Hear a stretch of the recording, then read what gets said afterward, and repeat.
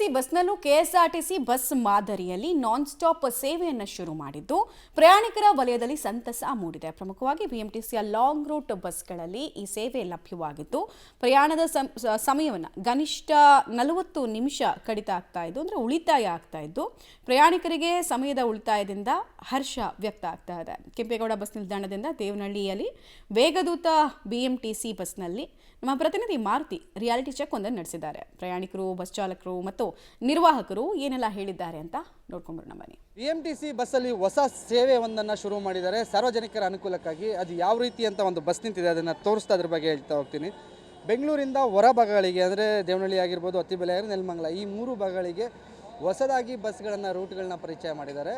ಅಂದರೆ ಅದೇ ರೂಟಲ್ಲಿ ಹೋಗುತ್ತೆ, ಆದರೆ ನಿಗದಿತ ವೇಗದೂತ ಅಂತ ನಾನ್ ಸ್ಟಾಪ್ ಗಾಡಿಗಳನ್ನ ನಾವೇನು KSRTCಯಲ್ಲಿ ನೋಡ್ತಿದ್ವಿ ಅದೇ ಮಾದರಿಯಲ್ಲಿ BMTCಯಲ್ಲೂ ಸಹ ಈಗ ನಾನ್ ಸ್ಟಾಪ್ ಬಸ್ಗಳನ್ನು ಸಾರ್ವಜನಿಕರ ಸೇವೆಗೆ ಒದಗಿಸಿರುವಂಥದ್ದು.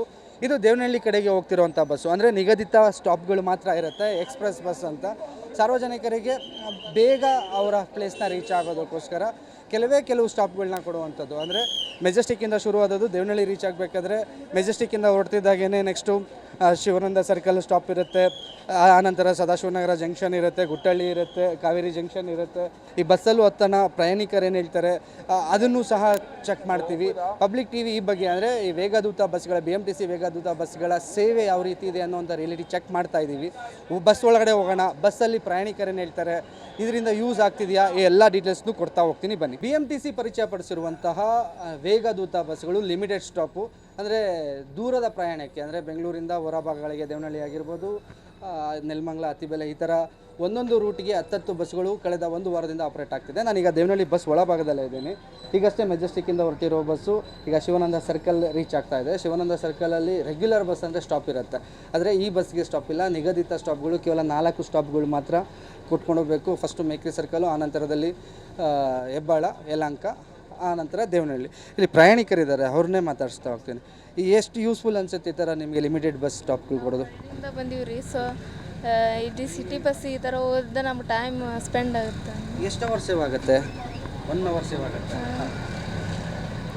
ಬೇಗ ಮನೆ ರೀಚ್ ಆಗ್ತೀರಾ? ಹಾಂ ರೀ, ಬೇಗ. ಅಂದರೆ ಅಷ್ಟು ರಶ್ಶು ಆಗೋದಿಲ್ಲ, ಆರಾಮಾಗಿ ಹೋಗ್ಬೋದು ಫ್ರೀಯಾಗಿ. ಮೇಡಮ್ ಹೇಳಿ, ಎಷ್ಟು ಟೈಮ್ ನಿಮ್ಗೆ ಸೇವ್ ಆಗುತ್ತೆ ದೇವನಹಳ್ಳಿಗೆ ಹೋಗ್ಬೇಕಂದ್ರೆ? ಸೇವ್ ಆಗುತ್ತೆ ಸರ್. ಈ ಥರ ಬಸ್ ಬಿಡೋದ್ರಲ್ಲಿ ಈ ಥರ ಜನಸಂದಣಿ ಕಡಿಮೆ ಆಗುತ್ತೆ, ಗಲಾಟೆ ಕಡಿಮೆ ಆಗುತ್ತೆ. ನಮ್ಮ ಕೆಲಸ ಮುಗಿಸ್ಕೊಂಡು ಬರೋದಕ್ಕೂ ನಮ್ಗೆ ಅನುಕೂಲ ಆಗುತ್ತೆ ಸರ್. ನೀವು ದೇವನಹಳ್ಳಿಗೆ ಹೋಗ್ತಿರೋದಲ್ವ, ಎಷ್ಟು ಯೂಸ್ಫುಲ್ ಅನಿಸುತ್ತೆ? ಯಾಕಂದರೆ ನಿಮಗೆ ಬೇರೆ ಬಸ್ಸಲ್ಲಿ ಹೋಯ್ತು ಅಂದರೆ 1-2 ಅವರ್ ಬೇಕು, ಈ ಬಸ್ಸಲ್ಲಿ ಲಿಮಿಟೆಡ್ ಸ್ಟಾಪು 1 ಅವರಲ್ಲಿ ಆಗುತ್ತೆ. ಟೈಮ್ ಸೇವ್ ಆಗುತ್ತಾ? ಹಾಂ, ಸೇವ್ ಆಗುತ್ತೆ. ಬೇಗ ಮನೆಗೆ ರೀಚ್ ಆಗ್ತೀರಾ? ಹಾಂ. ನೋಡ್ಬೋದು ಸರ್, ಎಷ್ಟು ನಿಮಗೆ ಅನುಕೂಲ ಆಗುತ್ತೆ ಈ ಥರ ನಾನ್ ಸ್ಟಾಪ್ ಗಾಡಿಗಳು ಸಿಕ್ಕಿರೋದು?